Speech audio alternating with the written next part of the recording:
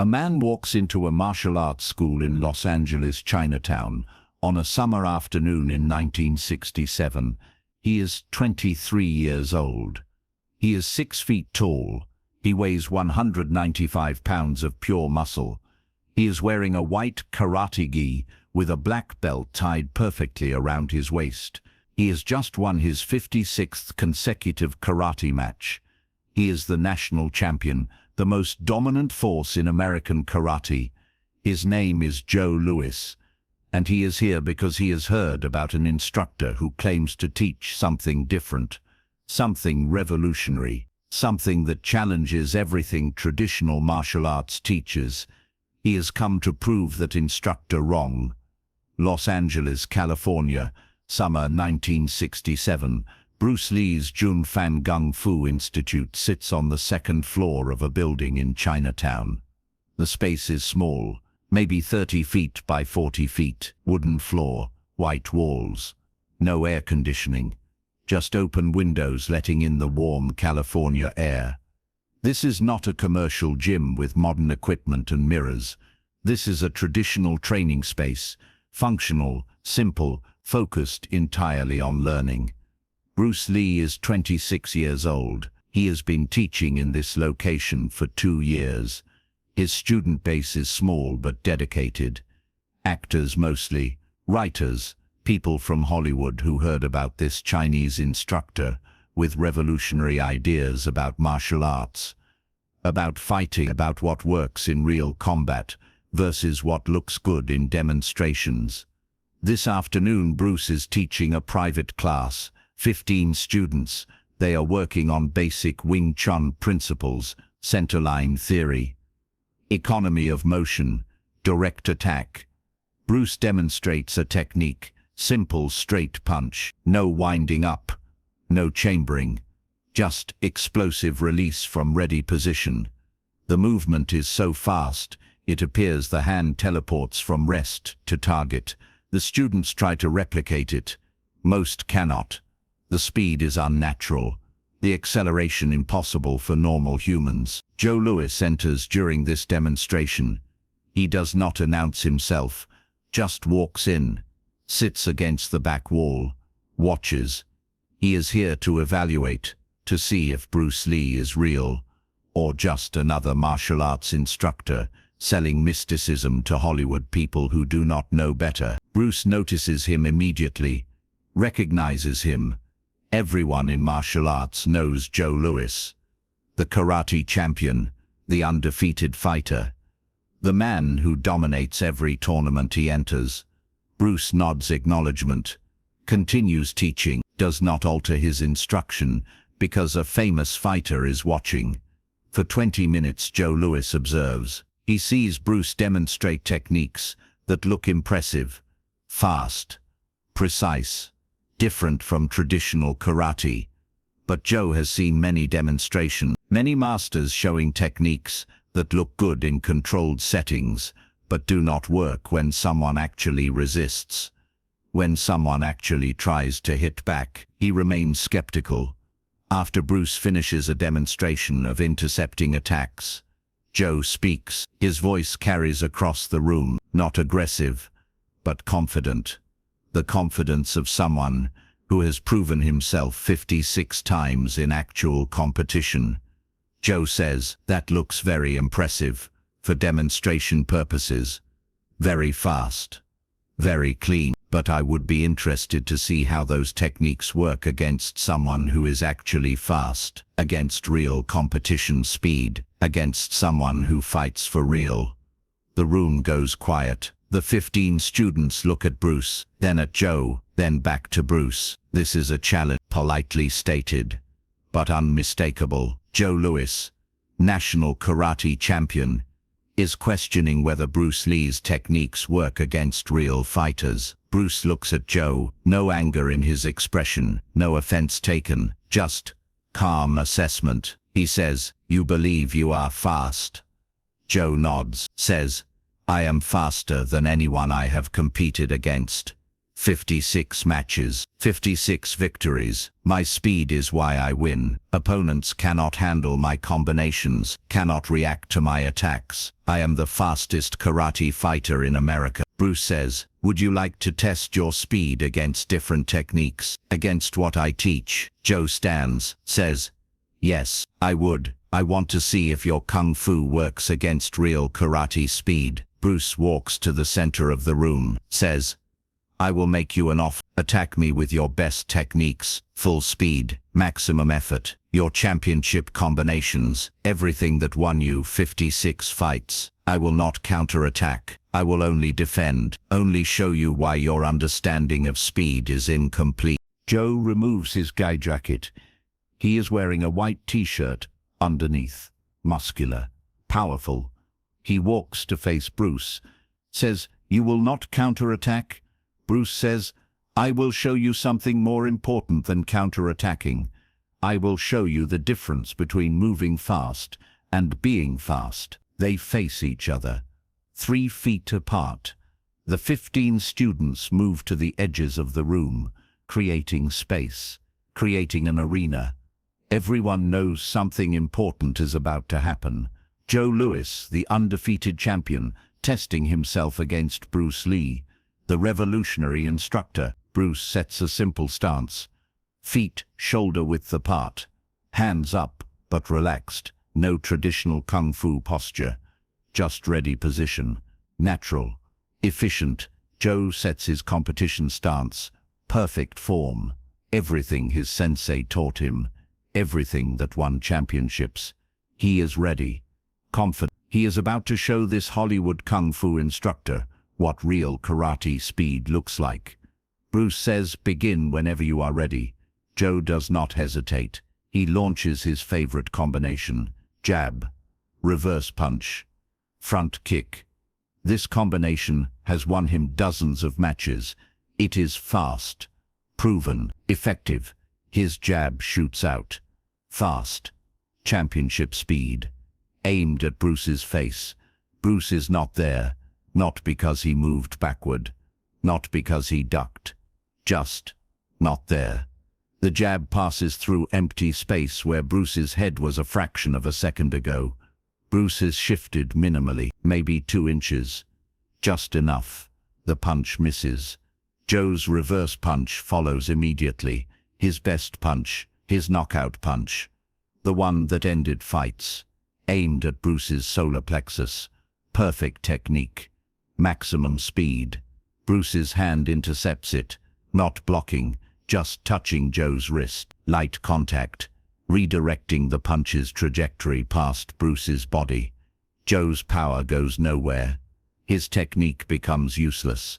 Joe's front kick comes up. Fast, powerful, aimed at Bruce's midsection. Bruce's hand is already there, touching Joe's kicking leg. Light pressure, just enough to disrupt balance. Joe's kick loses power, loses target, becomes ineffective. And then Bruce's other hand appears on Joe's chest. Not hitting, just touching. Fingers, light contact. But the message is clear. If Bruce wanted to strike, Joe would be hit right now. Right here, on an open target.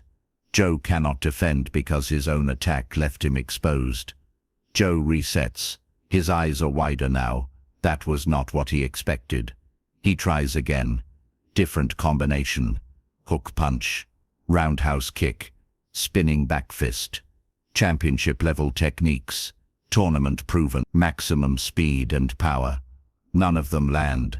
None of them even come close. Bruce moves minimally. 2 inches here. 3 inches there. Intercepting attacks with light touches. Redirecting power, making Joe's techniques miss by fraction. And every time Joe finishes a technique, Bruce's hand is somewhere on Joe's body, marking a target, showing where he could have hit, where Joe is exposed, where Joe's speed is irrelevant because Bruce is ahead of it. After 6 combinations, maybe 45 seconds of maximum effort, Joe stops. He is breathing hard, not from exhaustion, from mental overload, from the sudden realization that everything he believed about speed is wrong. His speed won 56 karate matches. His speed made him a national champion. His speed was his greatest weapon. And against Bruce Lee, his speed is nothing. Not slow exactly. Just normal. Ordinary. Predictable. Bruce has not counterattacked once. Has not tried to hit Joe. Has only shown him that every technique Joe throws can be seen, avoided, and countered before it completes. Has only demonstrated that Joe's championship speed operates in a realm Bruce transcended years ago. Joe says, "How? How are you doing this? I am throwing my fastest combinations, my competition speed, and you are moving before I move, seeing attacks before I throw them. This should not be possible." Bruce says, "You are fast, very fast. Your techniques are excellent. Your training is clear, but you are thinking about speed wrong. You think speed is about moving your body quickly, moving your hands and feet with maximum velocity. But real speed is not about how fast you move. Real speed is about how early you move, about seeing attacks in their preparation phase, before they launch. You show me what you are going to do before you do it. Your body announces your intentions. Weight shift, shoulder tension, hip rotation, eye direction. You telegraph every technique. By the time your technique starts moving, I have already seen it, already responded, already positioned myself to be where your technique is not." Joe listens, processes. His entire understanding of martial arts is being reconstructed in real time. Bruce continues, "You rely on your physical speed, your fast twitch muscles, your reflexes. Those are important, but they are not enough, because everyone you fight has similar speed. Karate fighters train the same way, develop similar timing, fight in similar patterns. When you face me, you face someone who fights differently, who does not wait for your technique to start before responding, who intercepts your intention before it becomes action. That is real speed, not physical, mental. You are fighting my body. I am fighting your mind." Joe is quiet for a long moment. Then he says something that 15 students will remember for the rest of their lives, something that becomes part of Bruce Lee's legend. Joe says, "Please teach me real speed. Everything I know is wrong. I am the national champion, but I am not actually fast. You just proved that. Please, I want to learn." Bruce nods, says, "Your techniques are solid. Your training is excellent. You just need to add another dimension, understanding, awareness. You will remain strong and fast, but you will add the ability to see what is coming before it arrives, to move before your opponent moves. That is what I teach, not replacement of your karate. Addition to it, evolution of it." Joe Louis becomes Bruce Lee's private student that day. He trains with Bruce for the next 5 years, learning Wing Chun principles, centerline theory, economy of motion, intercepting attacks before they fully develop, learning to see telegraphing, to read body language, to position before attacking. Joe's karate becomes different, faster, more efficient, less predictable. He continues competing, continues winning, but his style changes. He integrates Bruce's teachings, creates his own hybrid. Karate power with kung fu precision, traditional techniques with intercepting philosophy. In interviews years later, Joe Louis tells this story. The day he walked into Bruce Lee's school, thinking he was the fastest karate fighter in America. The day Bruce showed him that speed is not about velocity. It is about timing, about awareness, about seeing and responding before normal perception registers threat. Joe says in one interview, "I was undefeated, national champion. I thought I understood fighting. Then Bruce Lee showed me in 45 seconds that I understood almost nothing. Not because my techniques were bad, because my understanding was incomplete. He did not teach me new techniques. He taught me to see differently, to think differently, to understand that real speed happens before physical movement begins. The 15 students who witnessed that day spread the story about Joe Louis challenging Bruce Lee, about Bruce proving his point without throwing a single strike, about a champion being humbled not by defeat, but by education, about someone so confident in his abilities, discovering that confidence was built on incomplete knowledge. This is not legend embellished over time. This is documented fact. Joe Louis confirmed it in multiple interviews. Students confirmed it. Bruce himself referenced it when explaining his teaching philosophy. The day he showed a karate champion that being fast and understanding speed are completely different things.